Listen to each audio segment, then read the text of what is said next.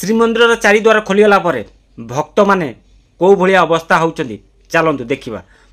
ମାନେ ଭକ୍ତମାନେ ଭଲ କହୁଛନ୍ତି କି ଖରାପ ସମ୍ପୂର୍ଣ୍ଣ ଭିଡ଼ିଓ ଦେଖି ସାରିଲା ପରେ ଜାଣିପାରିବେ। ଚାଲନ୍ତୁ ଡେରି ନ କରି ଭିଡ଼ିଓଟି ଷ୍ଟାର୍ଟ କରିବା। ହାଏ ହ୍ୟାଲୋ ନମସ୍କାର, ମୁଁ ରାଜେନ୍ଦ୍ର, ଆପଣମାନଙ୍କୁ ଆରୁ କ୍ରିକେଟ୍ ଚ୍ୟାନେଲ୍ ସ୍ୱାଗତ।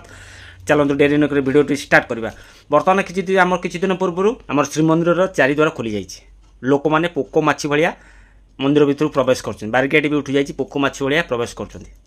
ମୁଁ ଗୋଟେ କଥା କହିବି, ଲୋକମାନେ ବହୁତ ଭିଡ଼ିଓ କରିକି ଭାଇରାଲ୍ କରୁଛନ୍ତି। ଆମ ସରକାର ଚାରିଦ୍ୱାର ଖୋଲି ବହୁତ ଖରାପ କରୁଛନ୍ତି।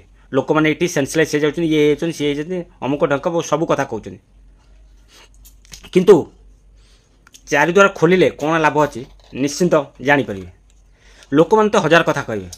ସାଧାରଣତଃ ମୁଁ ଗୋଟେ ଆପଣମାନଙ୍କୁ କହୁଛି, ଯଦି ଆପଣଙ୍କ ଘରେ ବାହାଘରଟି ହୁଏ, ଯଦି ଜଣେ କୁଣିଆ ଯାଏ ଆପଣଙ୍କ ଘରକୁ, ଆପଣ ତାକୁ ଭଲସେ ଚର୍ଚ୍ଚା କରିପାରିବେ?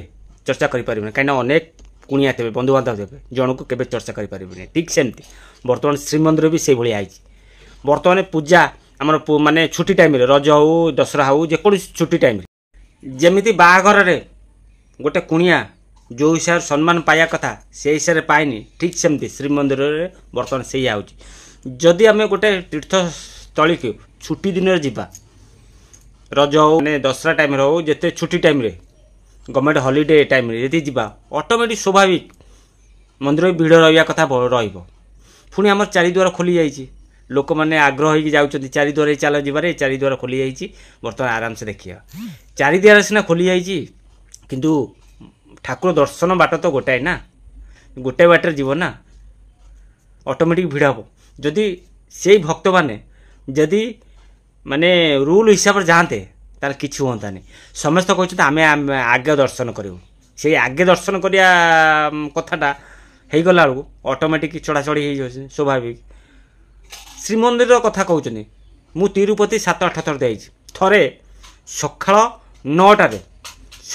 9ଟା ଲାଇନ୍ ଲଗେଇଲି, ତା ପରଦିନ ମାନେ ଆଜି ସକାଳ 9ଟାରେ ଲାଇନ୍ ଲଗେଇଲି, ଆଜି ରାତି ଗଲା ଭୋର 4ଟାରେ ମୁଁ ତିରୁପତି ବାଲାଜୀଙ୍କୁ ଦର୍ଶନ କରିଥିଲି। ତୁ ଚିନ୍ତା କର କେଉଁ ରେଟ୍ରେ ଭିଡ଼, ଅଟୋମେଟିକ୍ ଭିଡ଼ ରହିବ।